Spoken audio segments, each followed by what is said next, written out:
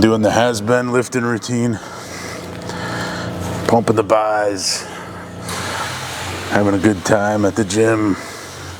The other day I realized that I couldn't hub lift a 25, and as a former, grip strength aficionado, that was super disappointing. So of all the physical strength to lose, because you get obsessed with jiu-jitsu, this one hurts for some reason. So we couldn't pick it up the other day first try, so we chalked up the fingers and made sure we could, just to have that at a bare minimum. I mean, the requirement is the 45 with extra stuff on it, but here we are doing what we can.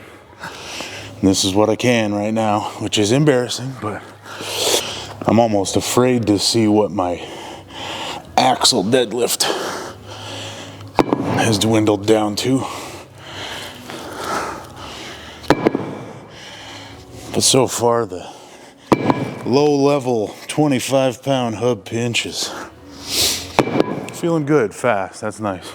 One of the more ridiculous reasons, or maybe I guess excuses, I ever heard for someone not wanting to take on personal training. They joined up a gym, they talked to a trainer, set up some meetings, and then backed out of it because they said they wanted to wait till after the election. And this was a national election. This was not an election they were involved in at any level, other than wrapping probably too much of their personality up in it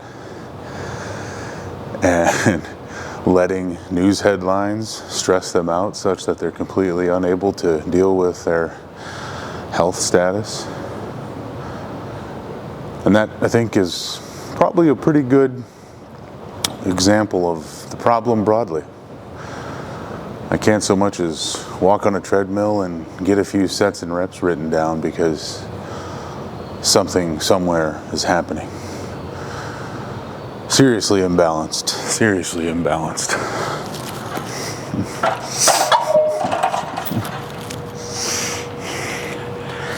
Because at what point does it become available? At what point are you ready? Or at what point is, like, if you do good when conditions are perfect, the second something comes along, you're completely derailed?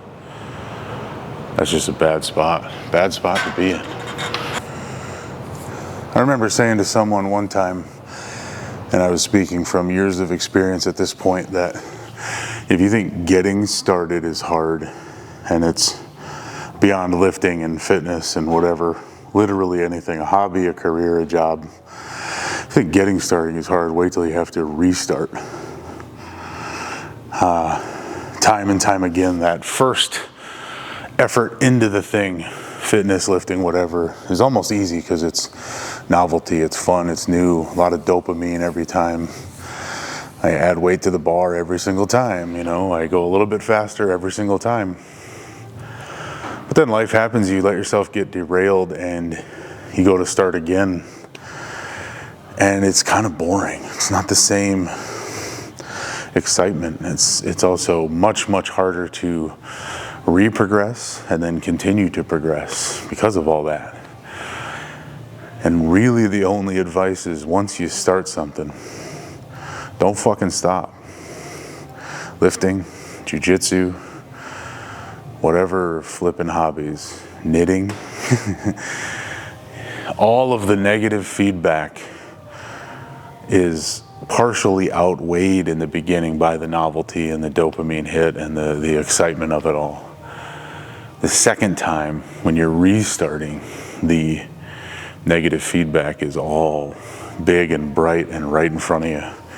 And it's harder to overcome. Back in buys day is kind of becoming one of my favorites because I just do what the fuck ever. And I'm on a massive, massive restart personally.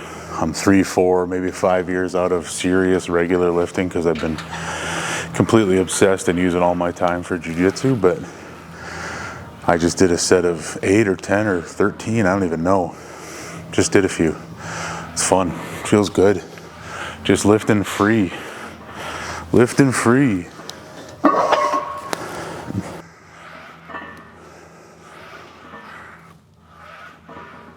Lifting free, that should be a trending term. You spend all of your teens and 20s strapped into programs, specific sets and reps and parameters and rest periods.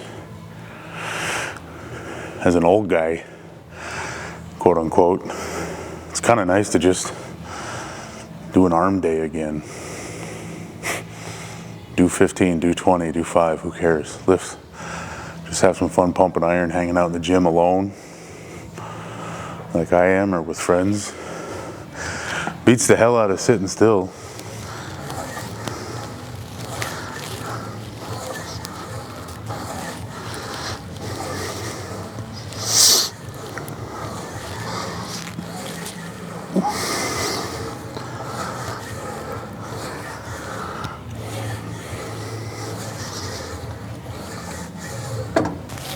The other thing I like about just legitimately recreationally lifting, or lifting to feel better when I'm training jiu-jitsu, or lifting just to build back some muscle that I've lost over the last few years, is doing stuff I would have considered boring or relatively pointless years ago, like low cable bicep curls. I don't even know how many I did.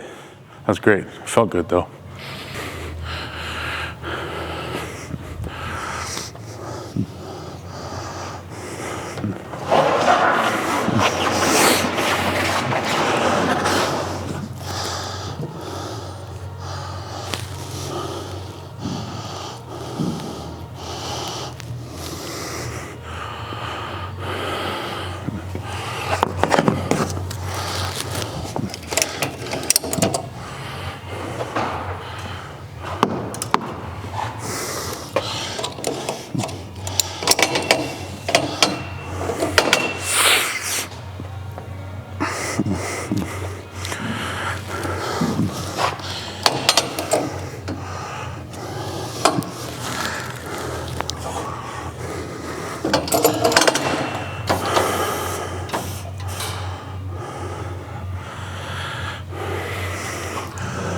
I will this year have to rectify the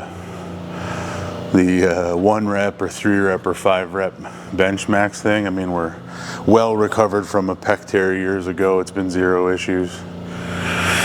Worked up, did a few heavy benches post pec tear, but it just seems like good heavy bench is a thing, you know. It's part of the citizenship test, isn't it?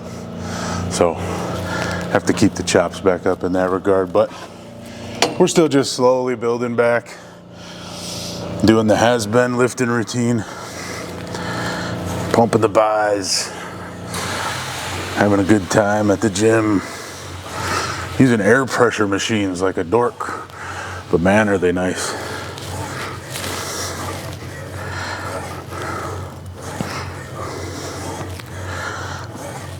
Yeah, there's a few sets of I don't even know, whatever.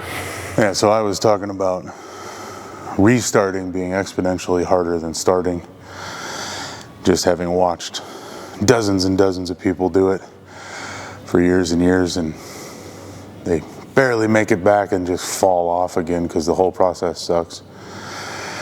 That's not quite the situation I've been in with lifting stuff.